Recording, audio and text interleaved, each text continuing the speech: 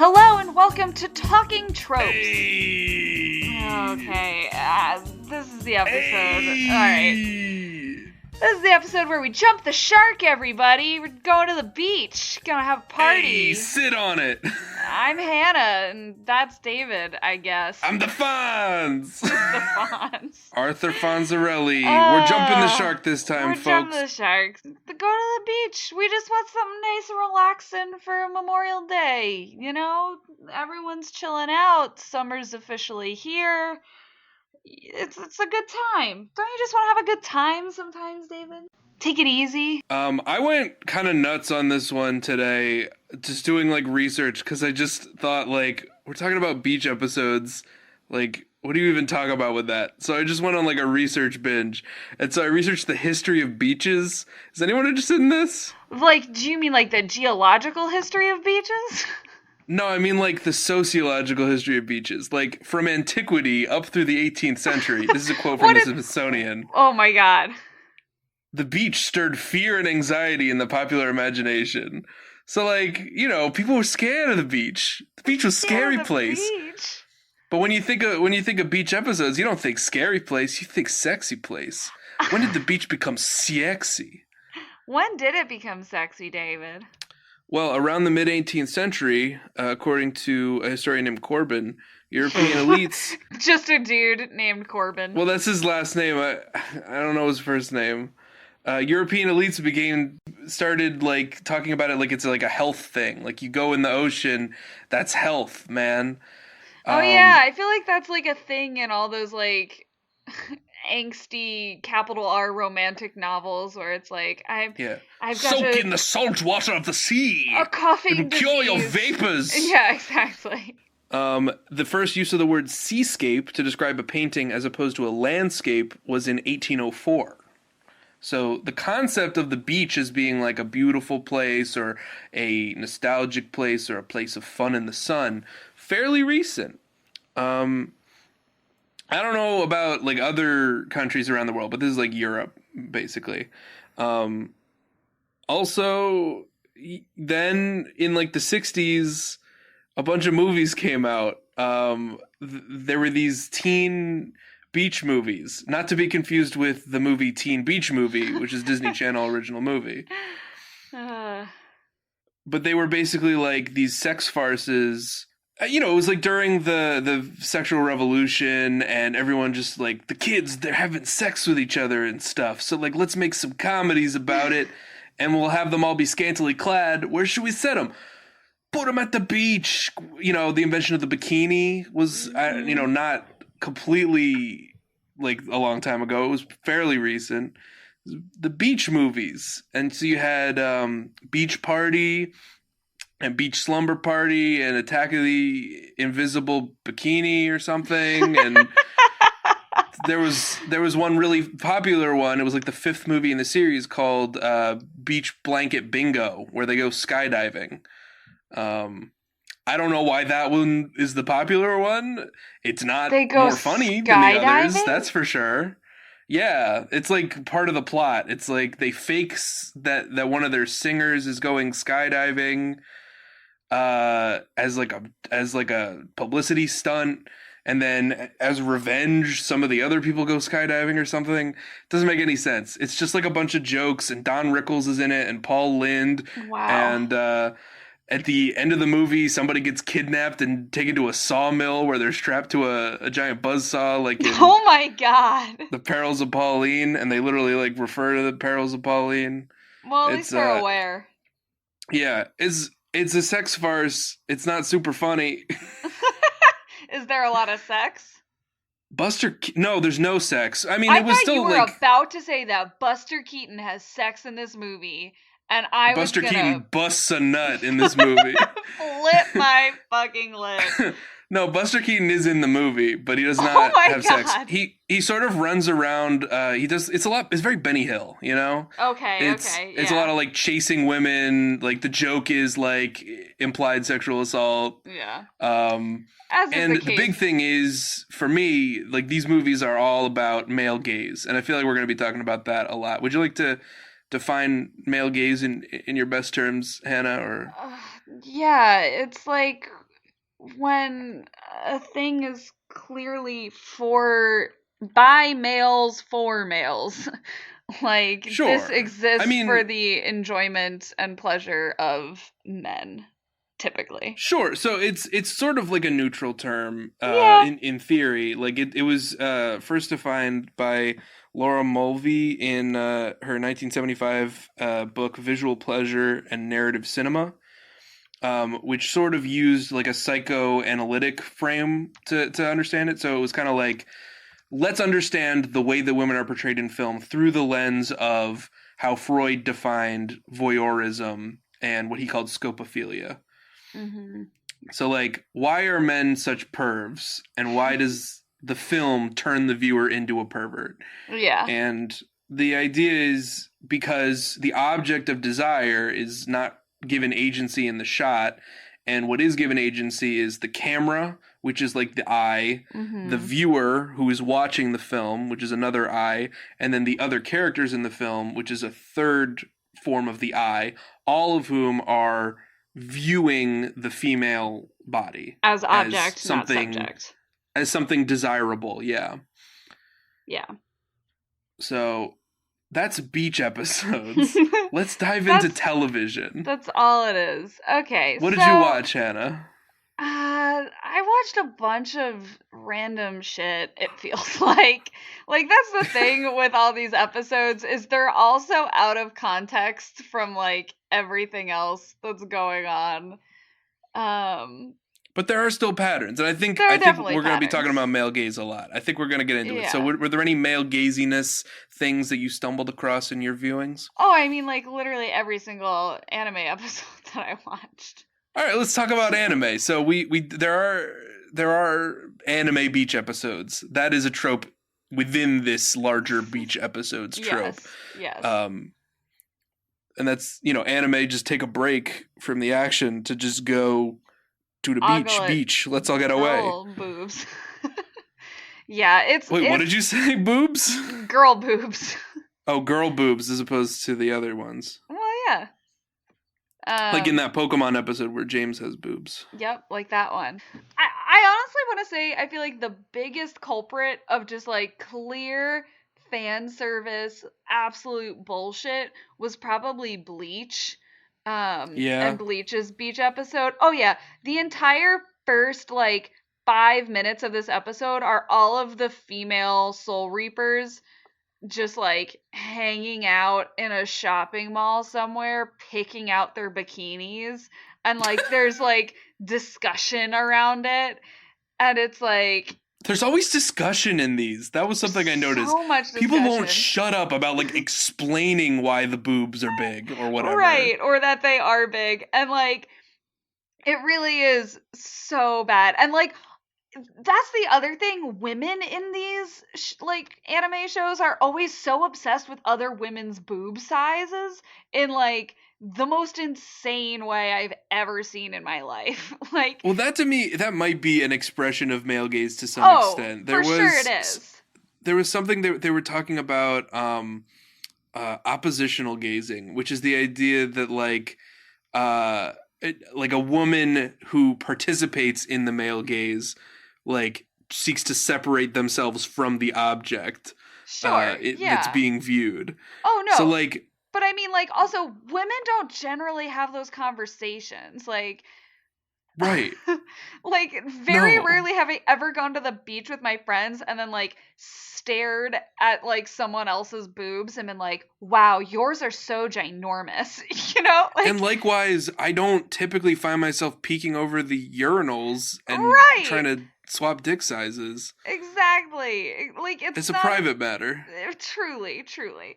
So it's just like, but also I feel like, yeah, I don't know. It's just one of those things that's always driven me crazy. Also, like, women touching other women's boobs in anime is Is that in like, Bleach? there was a little bit of it in Bleach, not that much, but it's a thing What in anime happened? in general.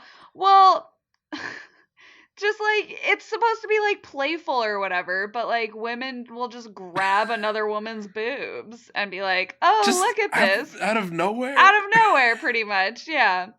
Usually like a snarky Oh character will no. do it to like a shy, large-breasted character, and The it'll shy, be like, large-breasted character you trope. know, yeah, classic anime. It Oh, God, is. anime was such a mistake. Anime was wrong, guys. It was bad. But yeah, like in Bleach, they literally have a conversation where two large-breasted characters are teamed up to build a sandcastle for a contest, and they're like, "We should get a bucket to carry water for the sand so we can sculpt it." And the one character is like, "No, we don't need to do that because we've got large boobs, so we can just hold water between them." It's so Yeah. bad. It's so bad. It's I like, think why? something that is pretty shit about these things is like even within the male gaze, like males are the males suffer greatly as well in these anime. Like they are portrayed as just like pure Oh perverts, yeah, just like lust they have no monsters. souls, Yep. they have no like empathy for other human beings, and Mm-mm. their entire life is just like occupied with thoughts of tits and ass. Yep. Like they are just the most like snake like rat like people. Oh yeah. It's They are just pitiful yeah. men in anime. And Men I'm in getting that anime. mostly from Chobits. Which Okay, yeah. did Let's you talk about. watch Chobits? I have never watched the show. I didn't either. And then I watched the beach episode of Chobits. The plot of Chobits is a man owns a woman who is also a computer. Yep. And also she's like a nymphette. She's like very young, like sort of lolicon, very very young robot computer. Is she really that young? Um I always thought she was like supposed to be teenaged at well least. so I mean, yeah, maybe like 13, maybe like Oh. Japanese legal age of consent, but like Ugh. very borderline. And it's very creepy, and more so than anything is just the fact that she knows like no language, and like I don't know, she almost sort of feels like she's like non-functional, non-verbal on the spectrum, like Oh well, yes. She's like very. It's the born sexy yesterday thing a little bit. right, but like even worse it feels like, Yeah, because she's not even an you'll adult like tell woman. her to do something and she'll be like, "What?" And she only knows like three words, one of which is her name, which is Oh, Chi. great. Um, oh god, and there's like a scene where it's like robots, they're not totally waterproof, so you have to rub them down with this waterproofing lotion to go to the beach. Oh And then the boy. guy character is like, "Whoa, oh my god, I can't do that. That's too dirty. No!" And his like nose bleeds and he like freaks out and there's a big anime face. And then they're like, "Well, you could just teach her to rub the lotion on herself." God. And then she This like is squeezes the so. lotion too much and Oh, it of goes course. everywhere. Ugh, yuck, yuck. It's just like it's so bad. And literally even the like episodes that don't even have men in them really as like main characters, it's all about just like looking at these fucking like teenage girls in bikinis, you know? Yeah. It's just like it's so gross. Like there's There so much are fan service. It's not just that though. There is other stuff. Like I feel like in Azumanga Daioh, which is like Mhm. just a comedy based off of like four panel Yeah, it's like like the funnies. ultimate slice of life. Yeah, it's just completely just like joke, joke, joke. I feel like that was pretty just fun That one and was fun. innocent and just nice. And like most of the jokes are just there's like a 10-year-old girl who goes on this trip with high schoolers, and she just has no idea what's going on. And she's got a friend who's from Osaka, which is sort of stereotyped as being sort of like a podunk sort of Southerny. town. And yeah, so like they're just both stupid and innocent together Mm-hmm. in quick succession, Well, and that's just fun. one thing I'll say for Azumangudaya, since it covers like the full like 3 years of the girls' like high school experience, there's 3 different beach episodes because they go to the beach like every summer. Gotcha. And it's kind of cute, and it was nice just like watching the 3 of them in succession and sort of seeing the things that get like called back. But like most shows aren't doing more than one beach episode, you know? Usually not. No. Yeah. It's usually used as a like pure filler, a break from the action. Unless it's Detective Conan or Case Closed for us Well, there's Americans. got to be a murder. There's always a There's a murder. murder. Also a murder in Haruhi Suzumiya, but not actually. Spoilers. Yeah. I don't know. But besides all the fan service, I feel like there's just like generally a lot of like romance stuff that goes on at the beach. So like outside of like the audience's fan service, like the characters are very into like what's going on with people's romantic lives when they get to Yeah. the beach. Yeah, Like, there was a period sort of after, the beach got known in art circles or in rich people circles for being a healing thing. After that, it started to become associated with like nature and like natural urges and romance and romanticness, and then that sort of bleeds over into modern day. There's a sense yeah. that love happens at the beach. There's that song Under the Boardwalk. Yes, that's very appropriate. Well, and like, like the song of the summer, like summer is the time for romance now, and I feel like that used to be like spring, Like a It's spring spring. romance. Like that was a thing in all those like musicals. I feel like romance can happen anytime, It can happen anytime, but and like, generally does. and generally does. But,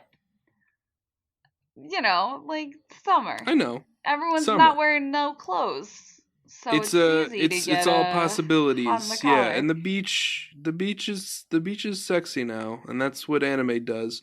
Any other tropes you saw in anime beach episodes? Um, not like big ones, just like a lot of fan service, a lot of romance. Here's Oh, something I noticed. There's a Japanese tradition of smashing oh watermelons on the yeah. beach. Yeah. It's called suikawari, if I'm not pronouncing that right at all. I can't fact Um, check you on that one. su- suikawari, and it's like a pinata, except for instead of a pinata, it's a It's a watermelon on the watermelon. ground, and you smash it open, and inside there's not candy, it's It's a watermelon. watermelon. What's Oh, inside a watermelon? God. Watermelon. Okay, Bleach has a really bad twist on this one. Oh yeah, Just to really cement it as probably the worst of the all of worst. these. Yeah. It's a giant tentacle monster watermelon that they have to break, but not before it gropes half the women. Oh no. It's so bad. Why is that's the thing is like anime just never found that place where you just cut things off before it Uh just becomes uh. pornography. Uh They just never found that line and just put that line in the sand, no pun Yeah. intended. Like Jesus Christ. Like I mean American films can be pretty pornographic, but it's We got got nothing nothing on on anime. anime. Truly, truly, true. Like anime that's not even meant for necessarily that target demo. Like I feel Yeah. like sexy movies, like there's like sexy girls in like Transformers and action films and stuff like that, where it's like, you're expecting like teenagers and up to watch. Like a lot of this is anime that's somewhat aimed at children. And it's just like, Yeah. oh boy, that's a I mean, not lot that of not that TNA. children aren't allowed to watch porn if they want to, but like, I just mean, What? Find the line, folks. Yeah. There needs to be lines. They really should. Here's something. None of these episodes, none of the sexy jokes are funny at all. No. Why is that? Why are they so unfunny? Because I think they're not for us. Like, they're for the people who find them funny and are bad. But like the joke is literally just like, somebody says an innocuous line like, I'm gonna go take a shower, and then someone like goes like, a shower, and then it like goes into their imagination of like what a shower is, and it's so sexy, and then it cuts to reality, and they're like, what were you thinking about? And he's like, oh, I don't know, it's just tits, something funny. Yeah, I don't know. Why it's is bad. that a joke? When did Japan decide that it's a joke? Oh, they decided that perverts were funny. And so, like, anyone who does a pervert thing, I don't know. Can't answer. Anime was a mistake. Not all anime is a mistake, though. What about Hamtaro? Hamtaro was wholesome, and it was cute. It's a hamster anime. It's a hamster anime. You can't have sexy anime and hamster anime. No. At least that's a line that they don't cross. Yes. School Rumble has the most like overt sexual assault joke, which is it's a wacky misunderstanding. So this one character is naked and getting changed. It's a male character. Mm-hmm. Ha! Take that. And then a female character walks in and he freaks out. And so she's like about to scream. And he's like, oh no, that'll look bad. So he grabs her and like puts his hand over her mouth. And he's like, shh, be quiet. And then like the punchline is another character walks in and immediately knows exactly what happened and doesn't misunderstand the situation at all. Yeah. Which is kind of a funny undercut. But it is a joke entirely about the fact that he looks and essentially is sexually assaulting this woman. Yeah. Funny. And then a pervert character gets stuck with another character in a cave for like half that episode. And like that stuff's supposed to be kind of funny too. Ooh. But then it's not. It's just weird. What is funny is that the rest of their friends do just kind of forget about them. Yeah.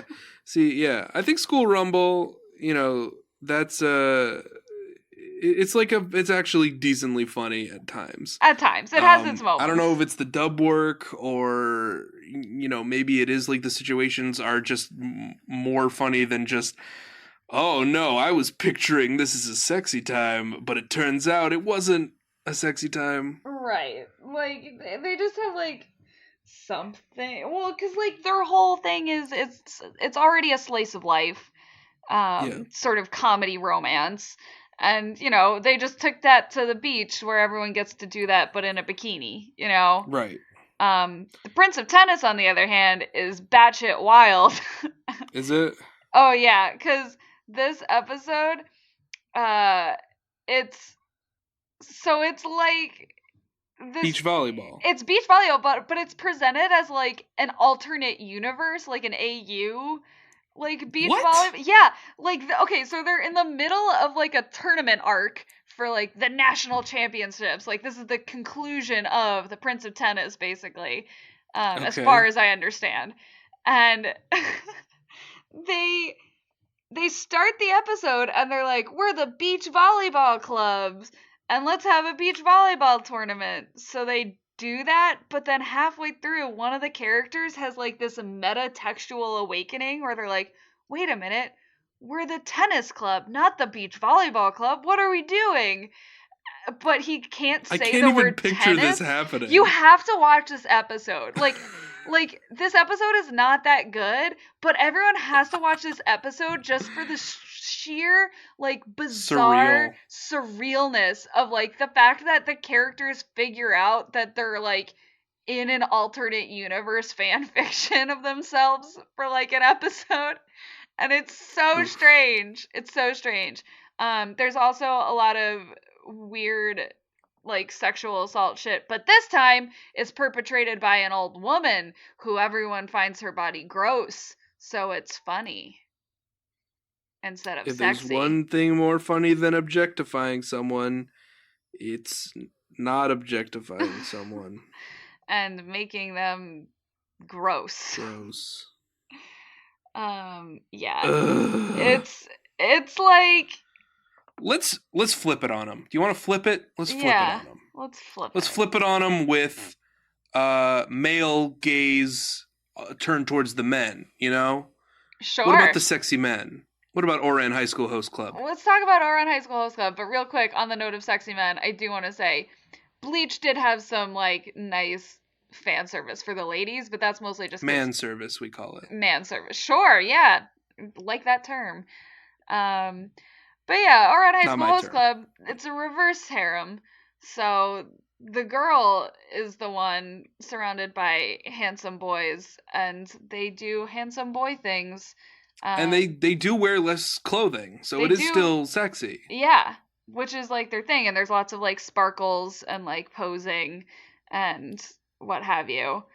But it's less like, I guess the thing is, when I think of like the shots of the male gaze, there's much less leering. Yeah. And like when I think of the male gaze, it's like a long, slow panning up shot from like ankles up to tits. Mm-hmm. And that's the whole shot. It's just really slow panning upward, which, first of all, like just on a story level, this is a boring shot that tells you nothing and doesn't move the plot forward. It's like, just there for someone's viewing pleasure. Like, these episodes are so boring because 90% of the screen time is just close up, slow pan upward. That's so but Oran true. Doesn't really have that. I mean, mostly like the fan service is just them being, you know, debonair, you know, it's them being hosts. Yeah, but like, I mean, like they do have like, they each have their like little pose that they strike, but it's not a panning shot for the most part. You're right. There's sparkles. Yeah, lots of sparkles and like lots of shirtless scenes, but like it's not like slowly panning up with like extra lingering on the crotch, you know. There is something to the idea that like there's less room for animators to make men bounce. I guess, but like there is something to that. Like they just get to have less fun with the creepiness. I'll say this, like every single time like an anime tries to do like a sexy boy, they just like make him take his shirt off, and like it entirely ignores the fact that men also have butts. And I just think it's an injustice. That's a good point. There aren't many from behind shots of the men. No. Lots of those for the ladies. Like looking over their shoulder. So there's Oran, and then I didn't watch it, but Free! The swim team man service anime also has they go to the beach. I mean, makes sense. Which I assume is full of lots of man love and hugging and high-fiving. Yeah. And looking passionately into each other's eyes while you swim. Right. That's it for that. That's it for anime. That's anime. Fuck anime. Throw it in the garbage. There's like 6 good anime, and you can all decide what they are for yourself. We're not telling. We'll never tell. Alright, so before we dive into, like, TV, there's a couple of, like, notable examples from, other media that I just want to touch on really quickly. So, apparently there's Mass Effect 3 DLC, which is basically just the cast, like, hanging out and on the beach, like, doing whatever. Beach Planet. Which, like, honestly, if you play that game the way I do, where it's just a Garrus and or Tali dating sim, excellent. Love that.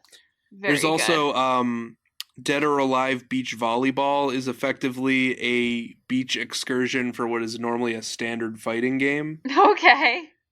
It's like just a fighting game which happens to have a lot of like hot female characters, and so then they just released a beach volleyball game which is also part dating sim. Oh my god, of course it is. Wow. Dead or Alive Beach Volleyball and Dead or Alive Beach Volleyball 2. Gotta love it. Really monetizing that shit. You don't have to love it. You don't have to love it? You don't have to. Cancelled? We're gonna cancel everything. Canceled. The beach is canceled. Cancel everything from Japan.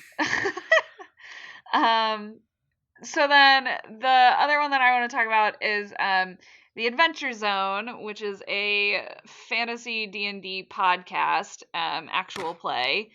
They've got an arc called The Stolen Century, and in it, a bunch of characters literally spend an entire episode just hanging out on a beach. But it's kind of great because we've been really moving at a breakneck pace, story-wise before this, and it's nice to be able to sort of just hang out and spend some time with these characters, especially because, like, post this, it's all just building to, like, real endgame shit. So it's like a nice, like, breath before the storm, so to speak. I mean, is there still, like, magic missiles yeah. striking blow and slashing damage? Right, I mean, D&D like, things. There's some D&D things, but honestly minor, because they're actually not even playing D&D in the Stolen Century arc. They're playing, like, a homebrew version that they made. Oh, yeah. Like it's still tabletop. But, like, mostly it's, like, the characters talking and getting to know each other better and, like, hanging out and bonding. Like, even And do they get sexy? They do get a little sexy. There's some romance that blossoms. It's really hard to be extra visually fan servicey in a podcast medium. So I'll have to comment. Go figure. I'll have to comment more on this when the eventual graphic novel adaptation is released. Yeah. But, you can't just go you can't just have Griffin McElroy just start saying, and then the camera zooms in on the crotch. Just zooms right in there. Especially when the other 3 people involved are his brothers and father. It would, like, yeah, that would be too much. But there's still romance. There's some romance, but it's, like, gentle romance and very, like, blushing romance. Which is... It's not hardcore. No, there's literally nothing hardcore. There's, like, one big smooch or two that happens. Not a lot more than that. Yeah, so, like, that's a nice beach episode that I like. Nice. It's nice. Are there any beach episodes that you liked, David? Everything SpongeBob. I mean, yes. SpongeBob has good beach episodes, which, everyone's pointed out that it's weird that there's underwater beaches. I've heard some people try to explain it like, yeah, so in real life, if you have salinated water and desalinated water and the currents are running into each other, you can create an underwater beach. And then someone else is like, no. It's about hyper cold condensed water that's denser than the water around it, so it goes down. No. Who cares? It's actually swamp goo from runoff from the local beach. And it's like, it's an underwater beach called Goo Lagoon in the SpongeBob world. Like, they drink water underwater all the time. They do drink water. Like, they have sinks, and, like... Sometimes SpongeBob absorbs too much water. Oh, right. And becomes big. He cries tears and, like, mops floors. There's just water in this underwater world, and we have to accept it. Yeah, but everybody loves Ripped Pants. It's so good. He sings one of the most iconic songs in a TV show of many iconic songs. Truly. About the time that he ripped his pants. He's a fool. Oh God. There's SpongeGuard on duty where he pretends to be a lifeguard because he falls into ice cream and gets white stuff on his nose. That's right. Which is supposed to be zinc, but they don't even call it zinc. That's great. It's just they just call it white stuff. Because honestly, as a kid, I had no fucking clue what zinc was. It's just like, yeah, I've seen a picture of a lifeguard before. They have white things on their nose sometimes. Well, I actually learned what zinc was from a different beach episode, which is the Phineas and Ferb episode where they go to Lake Nose and find the Lake Nose monster. Oh my God. They talk about what zinc does and what zinc is used for in that episode. And that's the joke. I did like the Phineas and Ferb beach episode too. That one was not the horrible. backyard beach. Yeah. It's a good it was one. Interesting because it was like one of the first episodes. Yeah, it's like literally like episode 4 or something. And it like, it's also Candace is in on it and is like happy, which again, Yeah, like it's that's like shocking for it's like how a early. subversion. Yeah, it's a very early subversion of the pattern, which is that Candace is always trying to bust her brothers for breaking the rules. For Mm-hmm. instance, by building a beach in their backyard that's an actual beach. Yes. This was also early on where they didn't feel like they had to explain like how they build everything. Yeah. Like it was They less sci-fi and more just like wish fulfillment. Like, yeah. they're kids, they can do anything. They hired some contractors and brought in some bulldozers full of sand, and then And they made a water, beach. I guess. Yeah, water expanding infinitely into the distance onto the horizon. Despite the fact that they live in a compact neighborhood. Yeah, in like the middle of the country. Yeah. It was definitely one of the more unexplained Yeah. episodes. But But it's honestly, great. it's And there is fine. romance in that one as well. There's It's definitely the romance with beach romance of Candace and what's his Jeremy. face? Who Jeremy. cares? He is Jeremy. a non-character. True, but Like he's like whatever the male version of Manic Pixie Dream Girl, or whatever, no. like just the bland, Yeah, he's just just bland, bland. boring He's the love girl interest. character love interest, but he's a Girl dude, and character. it's fine. That's all he needs to be. He doesn't have to have that much of a character. He could have an internal life. I mean, he could, but does he need one? He should have a rich internal life. Yeah. So that's like animated stuff. Any other animated American cartoons? Yeah, you made me watch Dan versus. This episode was not very good. I think I Dan versus hated can be this. kind of an okay show. What It's is like this show? Where did it air? What is it? When is it from? it was on Stars. I don't know. What? I remember watching it when I was a kid, and I was like, this is kind of interesting. It's sort of edgy. It was like, it's about like a 20-something who just seeks revenge on random things in the world. But it's just like a huge asshole, and it's like like he's care to watch he's a misanthrope, and like I don't know. There are other episodes that are less terrible, but yeah, this one was pretty bad. He just wages war on the beach because he hates the beach and everything about it. But he always hates everything about everything. There was fan service in this one too, which was weird. I don't know why. There was a weird subplot about the main character's best friend being cuckolded by a lifeguard. Yeah. It was bad. It was a bad episode. It was bad. I'm sorry for making you watch it. Also, it was like, it felt so long, but like, it wasn't. Like, I don't even know. There were just so many parts to this episode. Like, there's like the inciting incident, and he's mad at the beach, and then he spends time trying to get people off of the beach, and then he's like, let's go on an adventure, and they go to the aquarium to get people off of the beach, and then they get stuck on an island, and then pirates come who are also hippies. Just like, there's... Well, I mean, that's like the joke is, it kind of goes... It gets out of, it's hijinks. Things get out of hand. Yeah. There are other episodes that are less terrible, I promise, but don't watch it. It's fine. Yeah. I'm sorry that I made you watch it. It's fine. I never have to watch it again. It's just... Right.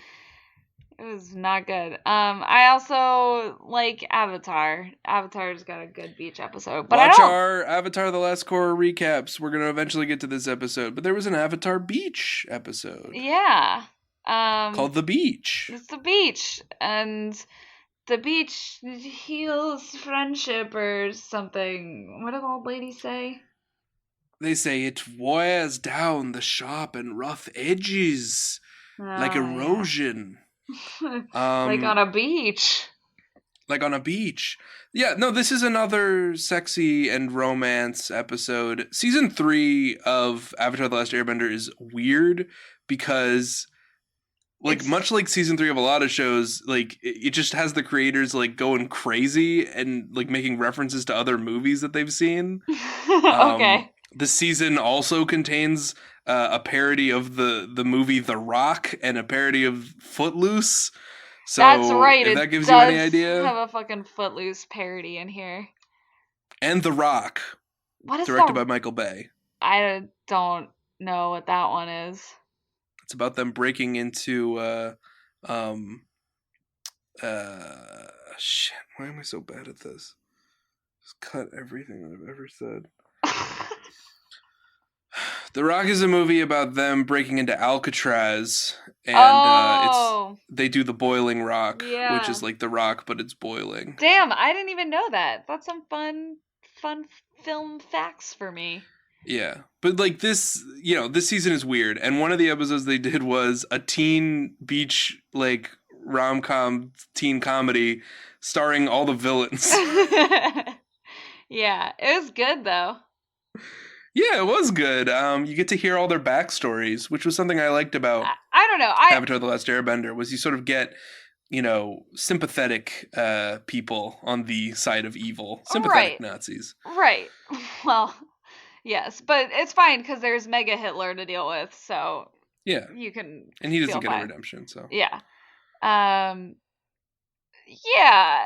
I don't know. I like most of the parts of this that aren't them sitting around the campfire talking. I don't love that part. It just always yeah, kind it's of just basically them explaining their backstories right. when they haven't really been set up. So it's like, It's very you know, expository and like yeah, May is the emo chick, and she's upset because she had to be perfect all the time for her stuffy royalty dad. mhm. Um, and Ty Lee ran away to join the circus because she's one of sextuplets, or Yeah, something like that. She's got like she's got a a t- lot of twin sisters. yeah, so she wanted to stand out and be different.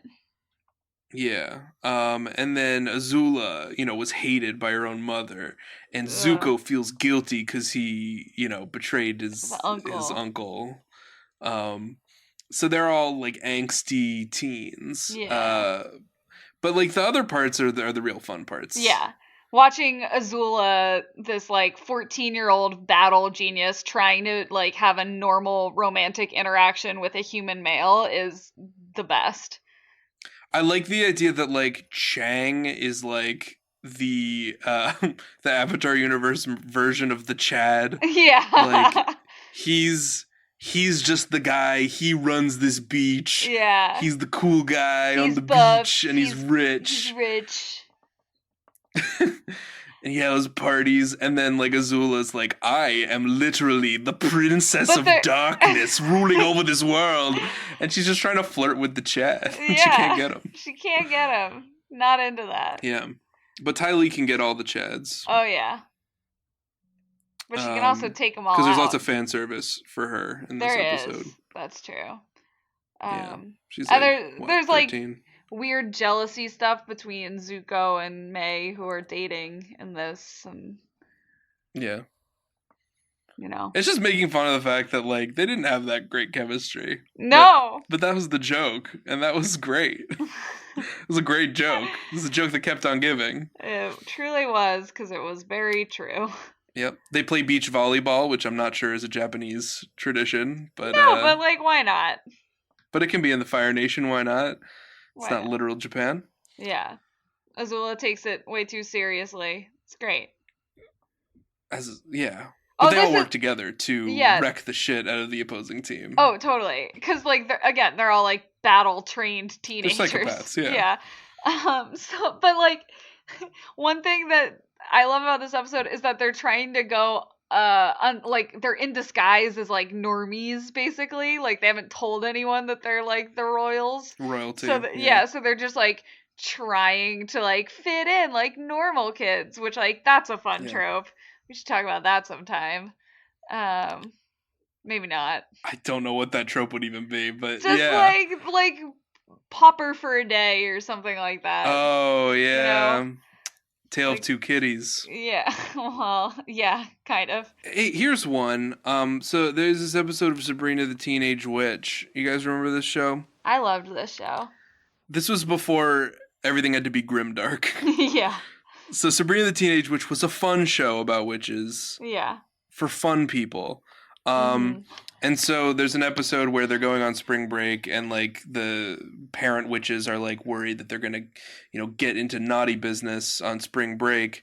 And so they trap them in like a 60s beach party movie, which is supposed to be like sanitized, you know? It's not real. You can't do drugs. You can't have sex in it. And Uh-huh. I just found that interesting because there were no super sanitized 60s beach movies. Right, like if what you were saying from like your research and like beach blanket bingo Yeah. and all that, like it They were was sex very farces. They were sexy. incredibly subversive at the time. But that's what's interesting, right? Like what was subversive gets perceived by the modern day as being like uncool, unhip, overly sanitized. Right. Isn't that fascinating? It is. Well, and it's interesting that it's especially being like attributed to the 60s when I feel like, Yeah, like if there was an era of sanitization, like I would call it the the 50s, 50s. you know? But I don't know if there was like a serious like trend of teen beach movies back then. Right, exactly. Like, because it's too sexy. Can't have Right. people I in mean, yeah. near naked. You We're need still the sleeping sexual in revolution twin to show a bunch beds. of women in bikinis. Yeah. Yeah, we need it. It's Well, I necessary. mean, to be fair, yeah, the sexual revolution was great. It just also Yes. led to a lot of like sexploitation kind of comedies. Hmm. Um, and yeah, like Teen Beach Movie, the Disney Channel original movie, does the exact same thing as the Sabrina the Teenage Witch episode, where they like perceive movies about the beach from the 60s as being Wholesome. completely wholesome and sanitized, and like not real, you know? Like, I mean, sure they weren't real, but like they're as real as a modern decom, like, I mean, can we right? blame like Baywatch at all? Like for being Baywatch, yeah, so Baywatch is sexy? pretty sexy, Like we didn't really talk about that for this because the entire thing is a beach episode. But right? like, it's literally just like let's be sexy and heroes at the beach, At the you know? beach, yeah, that's true.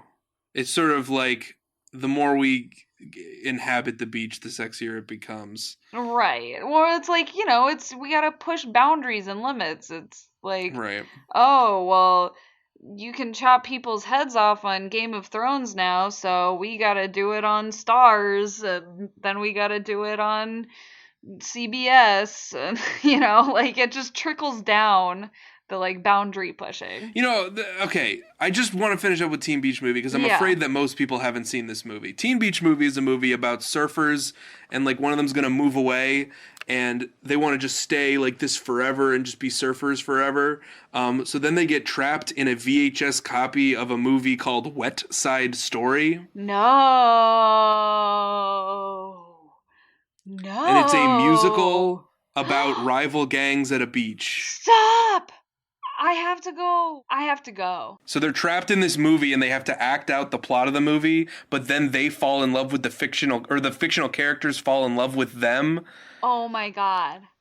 and they have to like, let them down, but they still have to finish the movie or they'll never get out. It's wild. Wait, The I'm songs are remembering this catchy as now. fuck, and I'm it's so remembering good this. and everyone needs to watch it. And I the only thing that's wrong with it is that they're making up a movie that is not based on anything historical. But that's fine because Teen Beach Movie, man, it's wild. Holy crap. Everyone stop listening to our podcast and go watch this movie right now because that's what I'm about Yeah. to do. Like I haven't watched Teen Beach Movie 2 yet, but I hear it's the sequel to Teen Beach Movie 1.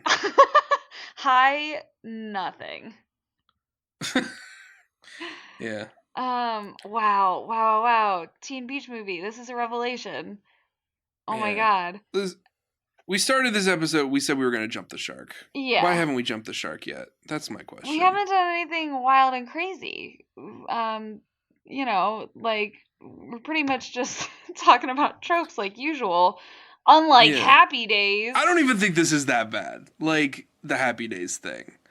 That's Happy what Days a lot is of a show. people It say. ran. This was season 5. The season 5 opener is a 3-parter called Hollywood, where they go to Hollywood and they hang out and they go surfing USA because it's Happy Days. I mean, like Happy Days, it's not art. Like what?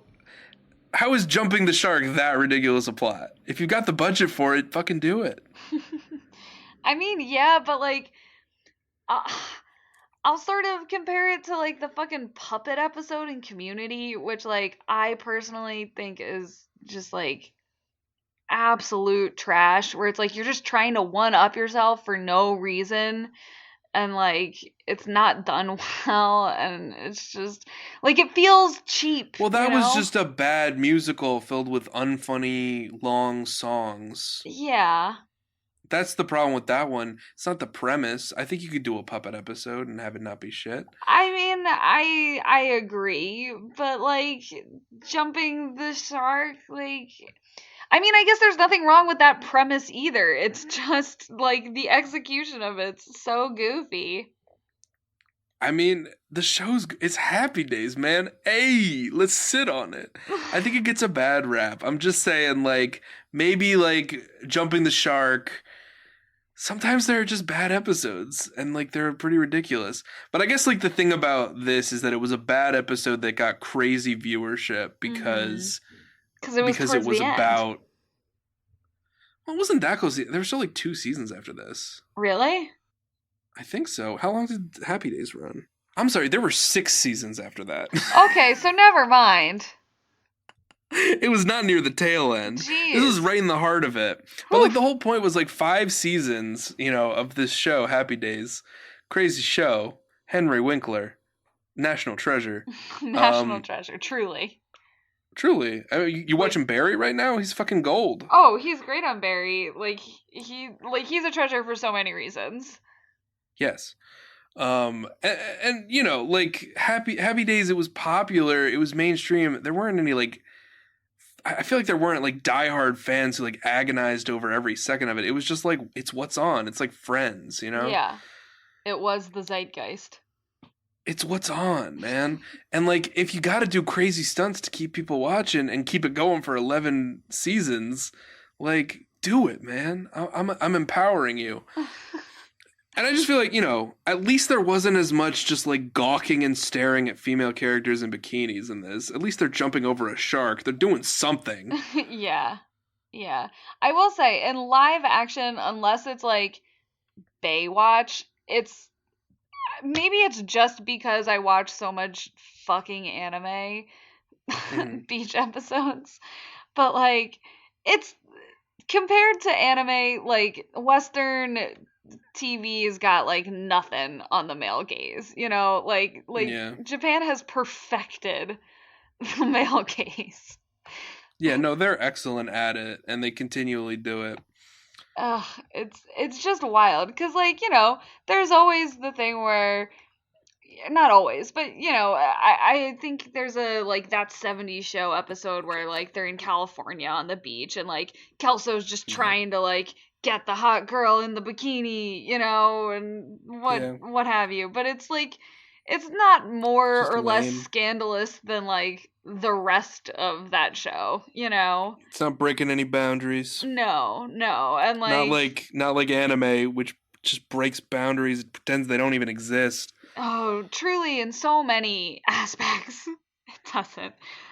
So in conclusion, anime's canceled, and that's it. There's still like a bunch of episodes we haven't talked about. No, I know. We can talk about them. Yeah. You watch the Office beach episode? That's the one with the hot dog eating contest and walking on Walking coals. on coals. Yeah, secrets are revealed. There's romantic subtext, but no romantic text. Um, and there's just competing for Michael's job because Michael thinks he's going to get a job in corporate That's one thing for I'll Dunder say. Mifflin. There's often like competitions at the beach, which at this point I think it's just because the beach without like any kind of framework, is there's just nothing. no plot to happen. Yeah. Like, what do you do? So you just have to like make a surf contest All or right. There's a surf sand contest, castle building sandcastle, contest. or like find the most seashells or the most crabs or like whatever. Yeah, volleyball. Who can swim the farthest? Like, Someone's got to compete with something, or else there's no conflict whatsoever. I dare you. I bet you can't jump over that shark. You know, right? Yeah, some kind of conflict. something along those lines. Friends had a beach episode Yes. where like no one's even wearing bathing suits for the most part, but it's still super male gazy. Mm-hmm. Where like everyone's like, let's play strip poker. Let's play strip poker. Do you often invite a group of male and female friends to just play strip poker? Is that a thing? I don't know that I've ever done it in my entire life. No. But maybe I I'm mean, just not cool, you know? Like, I don't maybe I think don't that get the people invited in to Friends those are parties. cool. I think that the only people who play like strip poker are deeply uncool people Horny who singles. like aren't comfortable like actually getting naked on purpose with another human. Yeah, You know? maybe. It's like I need an excuse to explore my own sexuality, so let's like put it in the form of a game. Strip poker honestly seems like a great way to kick off an orgy. No, it's not. Why? It's an incredibly awkward way because everyone's just taking off one piece of clothing at a time. Yeah, it builds the And tension. in the meantime, you're all like getting competitive and like, I got a straight flush. Well, I gotta like that's not sexy. That's no orgy time. There's no time for an orgy then. All right, I don't know. There's only time to win and lose. We might just have to agree to disagree about how we'd like to kick off our respective orgies. Well, I think we can all agree that strip Happy Days game, which is what they play in Friends, is not a particularly sexy thing. Strip the Happy Days game. Oh my god. Yeah, so like they don't have poker cards, they don't have playing cards, so they find an old copy of the Happy Days trivia game. Oh my god, I kind of love that. Yeah. It's been a hot second. But this is also the episodes where Ross writes the letter to Rachel and they like get back together after like I thought Rachel wrote a letter to Ross. No, Ross writes the letter to Rachel, but Oh, you're right. Rachel wrote a letter to Ross. Ross falls asleep, doesn't read it. And then Rachel's like, "What did you think?" And he's like, she's like, "Just yes or no." And he goes, "Yes." And then she's happy and they date again. But it's basically. And then he reads it and it turns out he was admitting guilt for their breakup. Wah, wah. Imagine that, admitting guilt. Wild. In the show Friends. In the show Friends. No one ever admits guilt in that show. No one, ever. I watched the Smallville episode where Aquaman shows up. I don't know why. I could not find this episode. What did you think? It's Smallville, like season 5 or so. Like, it's not good. They keep calling Arthur Curry AC, I guess because he's so cool. Oh. Does he wear sunglasses the whole time? No, he wears an orange tank top and green pants because that's like the only joke that show knew how to tell was like, it's like superheroes, but they're teenagers. Oh my god. And they go and they have to fight Lex Luthor, but on like the beach. yeah, he's got like a sound wave device that kills fish. Why? For the military, because Lex Luthor, his whole thing is he's like, becoming a military contractor and building weapons for the military, and Superman keeps messing with his plans. Stupid Superman. But they used to be friends, so it's like there's so conflict. It's angsty. I like the fact that Aquaman, like, they really lay into the idea that like he needs water to live. Okay. Like if he doesn't continuously hydrate, he dries out and gets like scabs all over his body, like really vivid, like skin breaking scabs. Damn, that's intense. But I just like the idea of a superhero who's like, I must always be moist and glistening. That's the source of my superpowers, is my glistening muscles and my damp blonde hair that I just shake out and the drops go everywhere. I mean, tell me that's so different from like Jason Momoa's Aquaman.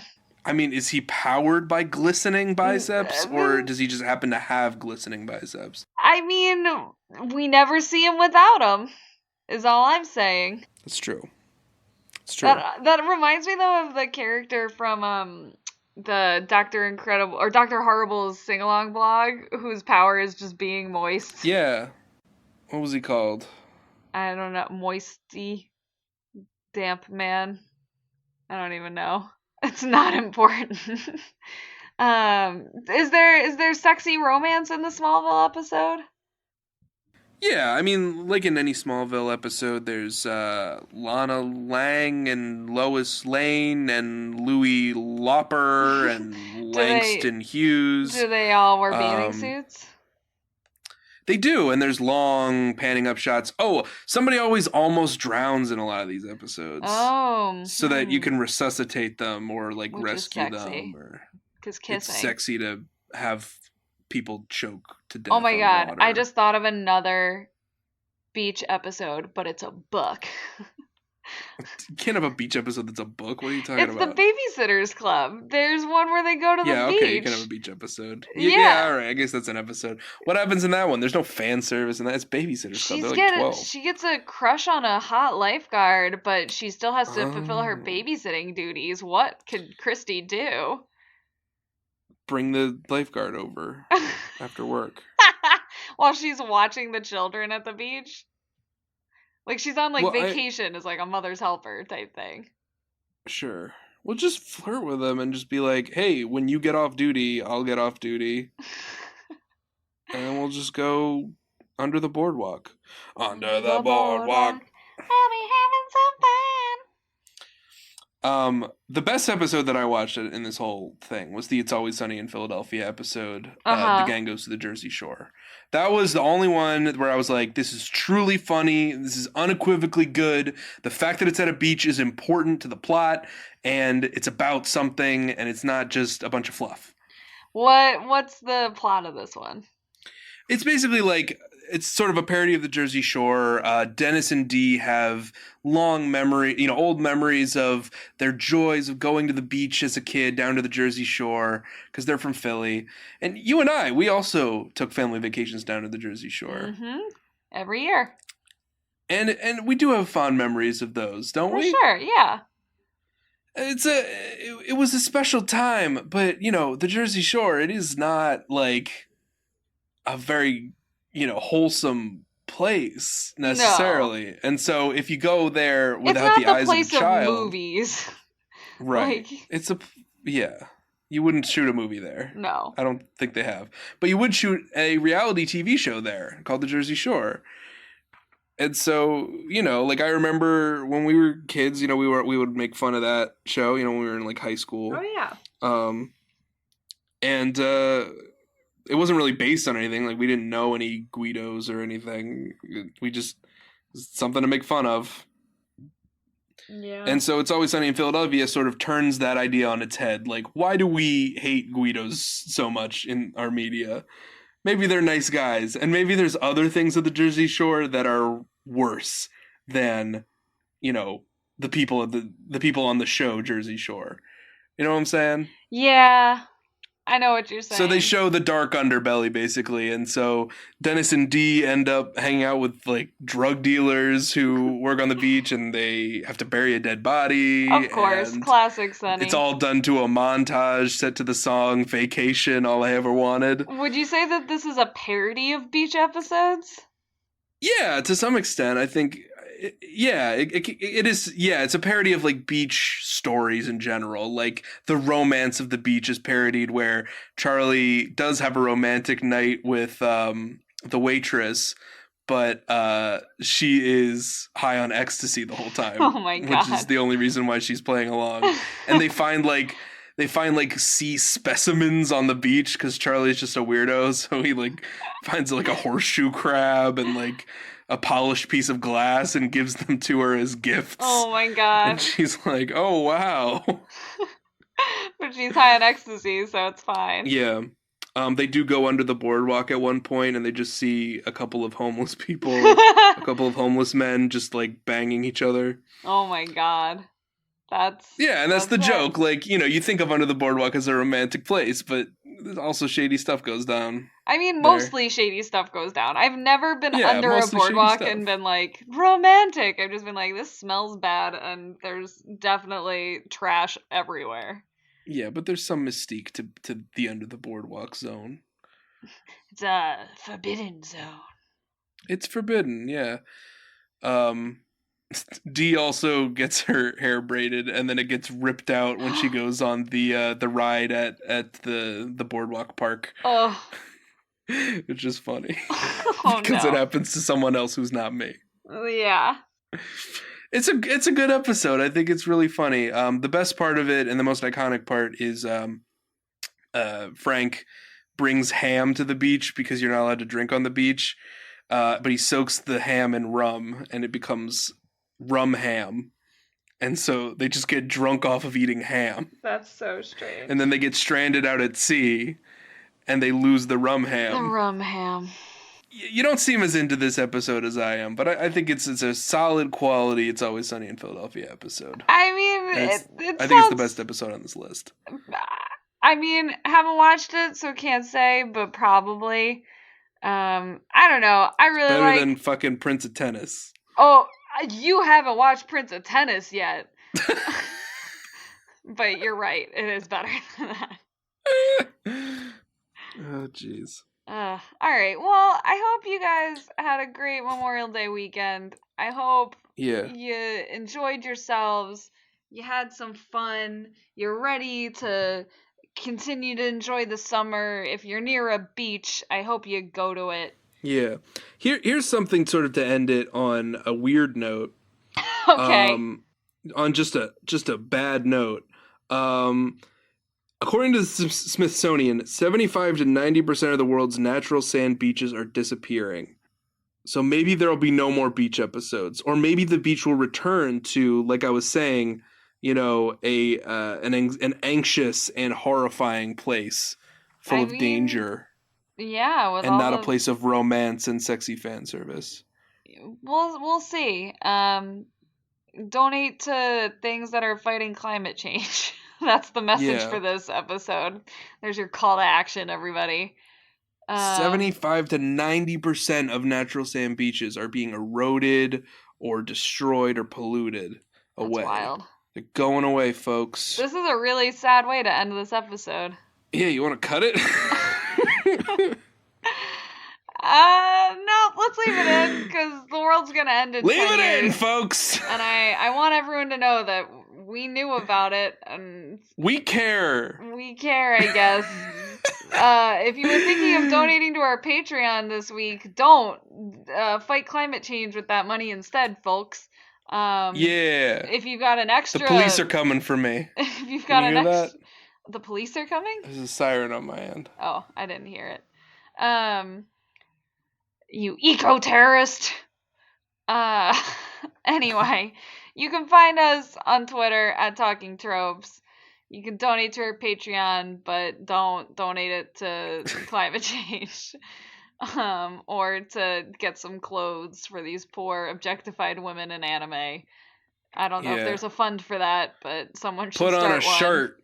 Put on a shirt. You know, they make swim shirts now. Put on a shirt. Just leave these women alone. Leave these women alone. Yeah, again, I hope you had a great weekend. We'll see you next week. Adios. Hey! God, that ending.